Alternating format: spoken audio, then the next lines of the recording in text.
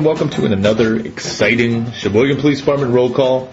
Today we're going to be talking about city ordinances pertaining to your property as well as other ordinances in the city. I am, as always, Officer Matthew Friedel. Sitting across from me he would be like my Robin, Officer Timothy Anholz. Tim, how are you? Good yourself, Matt. Good morning. Good morning. Good afternoon. Does anyone really know what time it is? That's a Chicago lyric, folks. Moving on. Today we're going to be talking about city ordinances. Tim, why is this so important right now? Well, it's quality of life, I'd say. Right. And you got to be mindful of your neighbors, depending on what the ordinances are, depending on what the issue is. And as much as I'm excited as you are, it's warming up. All this white garbage is melting. But with it comes problems because snow was a good cover-up for, and I know this is on a personal level, of dog poop, maybe some garbage in the backyard. That may or may not be yours. May just pile up because of snow plows, whatever the case may be. But so the snow is melting. Next thing you know, you got a Cadillac in your backyard. Sometimes it does happen. What I'm dealing with now is copious amounts of dog feces in the front yard for some reason. And that's what we want to talk about. We want to talk about, because it's getting warm out, it's a good time to start getting on top of this stuff and just taking care of it so as not to get yourself in trouble and just to have a nice, presentable house for you and your neighborhood. Take pride in your neighborhood. We've talked about it before. We're going to keep talking about it. I agree. It's better to get it done now so you enjoy the summertime, enjoy the actual real weather. Agreed. The warm weather. So the first thing we want to talk about is dog feces. This is very simple. Pick up your dog poop. I can tell from personal experience, walking up to residents' houses, I don't know how many times I've had dog poop on my boots. Yeah, quite a bit. Quite a bit. I would say weekly. It's almost, yeah. To the point where it pushes me where I have to take action against a homeowner with dog poop on their front yard. I mean, it's just, it's quality of life. It's people are walking by. I see it on sidewalks, and I get it. I know not everyone picks up their dog poop while they're going for walks, which is a shame. But essentially, if a dog poops in your yard, you're required to pick that poop up. Correct. Your neighbors don't have to go outside. They don't have to look across and see dog feces, dog landmines, basically. Right. And especially if you have kids in the neighborhood who are running through the yards. I know where I live, I got about 2 or 3 houses where the kids run back and forth in between my house. And they go through my lawn. I don't want them to be stepping in dog feces. Right, and we get it. I mean, we both are dog owners.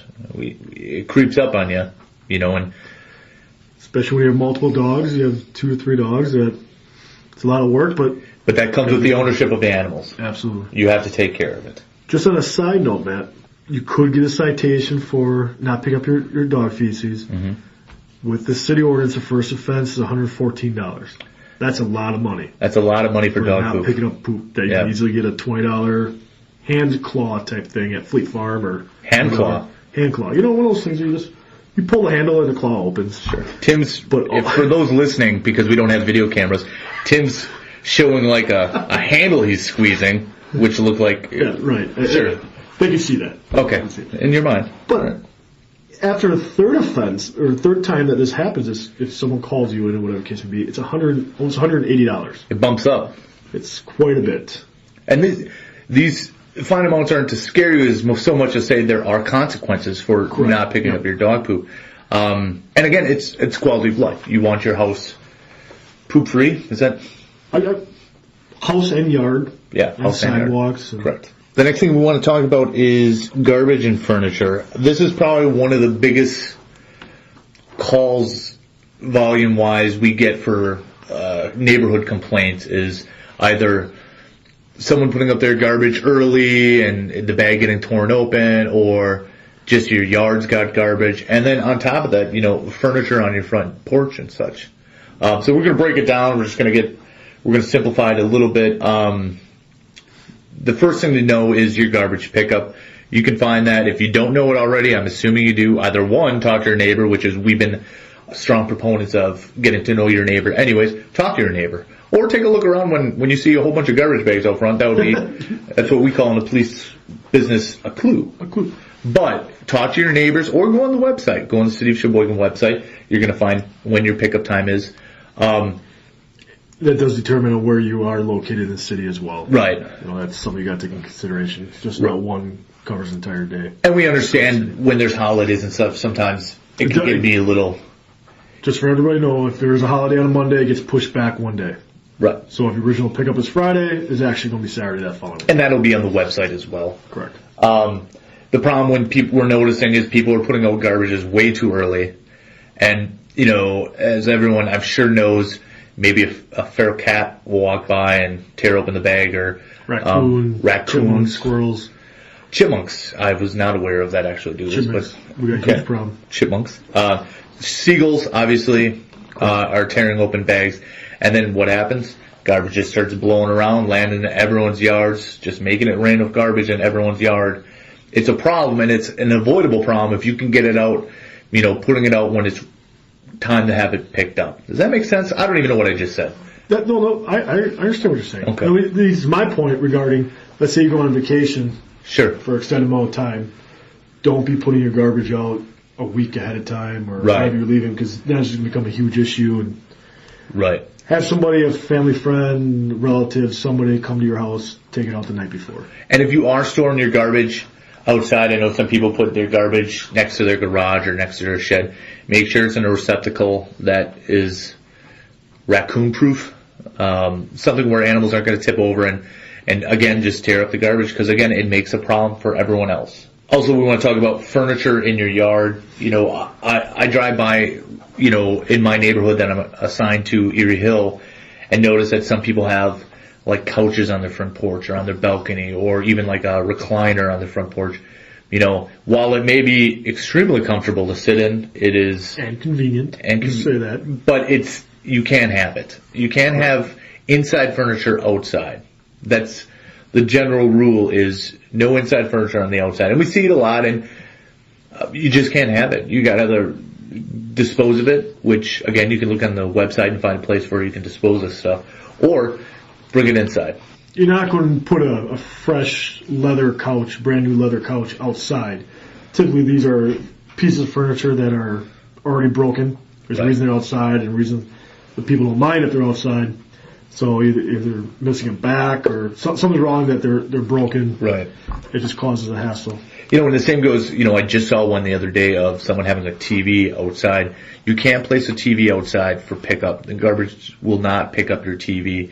There are places in Sheboygan that will take TVs. Best Buy, I believe, takes TVs as well. But again, go to the website. You're going to have great hints of where you can take these items, such as TVs, such as tires, as I know is another nuisance in the city, as well as, for some reason, mattresses are everywhere. Correct. Next up, we're going to be talking about noise. Summertime's coming. I know I can't wait to open up my windows. Let's get that stale, of my winter tomb house. Get some fresh air. Winter tomb. That's a term, Tim. Don't look at me like that. Get some fresh air coming in the house. But with that, you know, obviously, we're going to get a noise. The problem is, you know, you're going to want to turn on your radio. We're a big music household. We listen to music. Mm-hmm. Got to keep it down though, because that goes for all days. This is not just at night, just when people are starting to go to bed. Although we are going to be staying out later, we as the general public, just because it is nicer outside, people like being outside barbecuing and having campfires, so be it, but we do have to keep the noise down no matter what time of the day it is. It can't be unreasonable. If it's, you know, people talking, that's one thing. If people are yelling from yard to yard or yelling at each other for having a good old time, just got to keep it reasonable. And as Tim just talked about, another thing with noise and is bonfires at your residence. I love having a fire outside. Love it. But very with relaxing. But with that comes some rules. Well, you got responsibilities. You know, a couple of things that we got to hit on is weekday or times that you're allowed to have the bonfire. Weekdays, it's up until 10 p.m. starting at noon, and weekends from Friday night into Saturday and Saturday night into Sunday, it's also noon until midnight. Right. You know, can't be having bonfires too late, because that plays into the whole noise issue and people are trying to go to sleep. We understand it. At night, it's a lot quieter. The city's not moving around as much. There's not car noise, truck noises as much. So it does noise travels a lot more, and that's why they have the regulations on the certain times. Keep your fires at least 20 feet away from a building. Right. Especially if it's in ground, you got to have it about 6 inches above the ground, at least. I believe it's 36 inches. Right. High, I think, is a limit. And you're also not, but you cannot burn furniture in your fire. Can't burn anything but wood. Anything but wood, correct. Specifically campfire wood. Right. So any of your couches that we were alluding to before, it can't be burnt in a fire pit. There's too many chemicals in there, and it just, I've seen fires where people are burning furniture, and it's a black, horrible smoke, and it's just not good for you, not good for the neighborhood. And to go on top of that, if it's a windy day and your smoke is traveling into your neighbor's house, can't be having that either. Right. Because that's just going to cause a nuisance for them. And we've had that. Again, goes back to the open windows. Correct. So we're going to wrap up the whole topic of ordinances pertaining to your house with building code violations, such as tall grass and weeds. The height of tall grass is 12 inches. It can only go that high. When it starts getting higher than that, then we're going to have issues. If someone points out to us, we'll come and talk to you guys about it. Right, absolutely. It's not like we're just going to throw a citation down. We'll talk to you, work with you, but it's got to be done within reason. Right. When it's 12, 13 inches high, that's a long time without cutting your grass. Right. For mine, when it hits 6 inches, it looks shaggy, it looks bad, And that usually falls onto people, maybe the property's for sale and they're not in the city and stuff. I see that quite a bit. Yeah, but still, someone's responsible for it and it's got to be taken care of. Funny story about that, Matt. I had a friend in high school I had an uncle who had passed away, and he let his grass grow to about 4 or 5 feet tall. Actually, it was more than that. The relatives, when they were cleaning the house, they decided to cut the grass. They actually found a small boat in the lawn that they didn't even know existed because of how tall the grass was. It's just a story. No, it's a good reminder. It's an eyesore because the grass does grow too tall, and I guess you forget stuff sometimes that you have. Boats, right? Boats. It all goes back to making your home in your neighborhood, taking pride in your neighborhood, which goes back to paint chipping off your side of your house. I'm sure some of you have already been talked to by a building inspection about your roofs and your paints and the structure integrity of your house. This isn't a personal attack from building inspection. They're doing the entire city. Everyone's affected, including officers, including building inspectors. Everyone's affected by this, and it's a good thing. It's to make the city look pleasant, because with the city looking pleasant, you're getting new businesses and opportunities, like a noodle company being opening soon, or CVS, I heard, possibly, another Culver's. Right, and these are just opportunities to expand on our city and, to get more opportunities into the city by making our properties look good and looking like a really strong, nice-looking community is what brings these investors in. Last thing we want to talk about is city parks, just because, again, weather's turning nice. Looking forward to taking my kids to some city parks to play on the jungle gyms and slides and such. Out at the beach. Sure. Get a nice tan. Of course. For you especially. Yeah, being cooped up all year, all winter. Right. The sun has not been kind to our area since it's been, minus 10 below average? Right. At this point, I'm glowing. I think that's how pale I am. So what we want to talk about are city parks, hours of operations. Let's get into what can you do with your pets, alcohol, things. So let's get right into it. Hours of operation, Tim. Go. Well, Matt, that varies depending on where you're going to be at. I believe it's Evergreen, JC, the environmental park, and there's one other park where they close at 10. Right. However, most of the parks do close at 11. A lot of the structures itself do close by 10 o'clock. You got that structure down at King Park. The Land Park, they're closing at 10 o'clock. However, if you're out in the grass area or on the beach, you need to be off by 11 o'clock. Right. And again, all this can be found online. Come to the city website. That includes regulation for pets. Got to be on leashes. Yep. Right. That's a no-brainer, but it's got to be on leash. And reminder, we do have the pet parks, dog parks specifically. The one down, 18th and just north of Weeding Creek there. Right. There's a dog park there. We can let your dog run.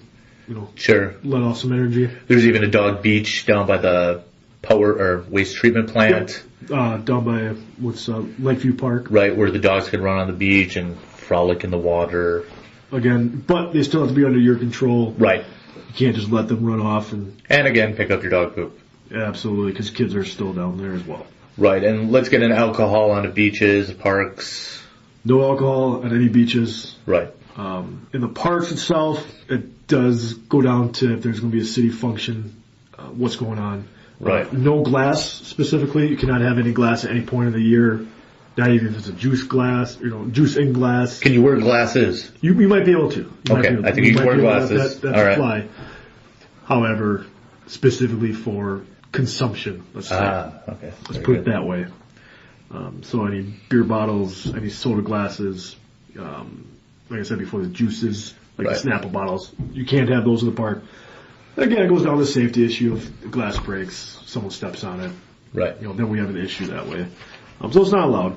And of course, now we have someone who purchased or is running the quarry for the water area. But as always, well, yeah, that's a swim area. Right. Previously know that what was owned by the city, but it has been sold last year to help out with opening it back up for the swim area. Right, but as always, we're having issues with juveniles jumping off cliffs, and juveniles can go, not even juveniles, young adults jumping off cliffs, which you cannot do. Correct. No jumping off the rocks, basically. Right. If you're on a rock, don't jump off of it into the quarry. Sound advice. Because a lot of people don't know what's below. You might have a rock in there. And right. Jumping from that height, I've seen a couple of them 20, 30 feet tall that it'll hurt if you hit the rock at that speed. And that's science, folks. That's not even a guess. That's science. Just a reminder, too, you can have fires on the beach. There are designated areas along the beachfront that the fire department installed so people can enjoy a fire on the beach. However, those have to be out by 10:30 p.m. In accordance, you off the beach at 11. They do have to stay inside of the ring that's there. It's a pretty big ring. You have a big fire. But you still have to follow the regulations as if they're at your house. Right, like bring your own wood. Bring your own wood, yeah. You gotta put it out, make sure it's completely out, nothing burning. That way if someone comes up, they don't get burnt from the ashes. Right. I believe there's 5 total. One of those at King Park, one's down at end of High Avenue. There's about 2 or 3 along north of DeLand Park, right. Between there and Broden and it's Park. a first come, first serve. Sorry, North Point Park, not Broden. But yeah, first come, first serve. Make sure you clean up after yourself, any garbage. I've seen it where people have gotten there, had a little thing going on, and then they go and just put the garbage up in the weeds. Right. Just take it home with you, throw it in your garbage can. Right. Let everyone enjoy the beach. All right, folks. Well, I hope this helps out with the coming spring, the coming thaw of Sheboygan. Let's get everything up to par before the summer hits so we can all enjoy summer together and have just a great looking city of Sheboygan. Again, we've been getting some great emails coming in. One of the requests from an email I received was talking about animals and dogs, which is fantastic. And we're going to get our humane officer in to talk to you more about dog licenses, vicious dog ordinances, stuff like that. Again, if you guys have any other questions or more questions you'd like to talk about or topics, again, send us an email. Love to hear from you. Come to the Sheboygan Police Department website, click on the roll call link on the bottom. If you scroll down, there'll be a little submit message. Send us a message. We'd be more than happy to talk to you more about it. Again, Tim, thanks for talking. Thank you, Matt. Thanks for having me again. Looking forward to the summertime. Can't wait. Me too. All right, folks. Thanks for listening. Bye.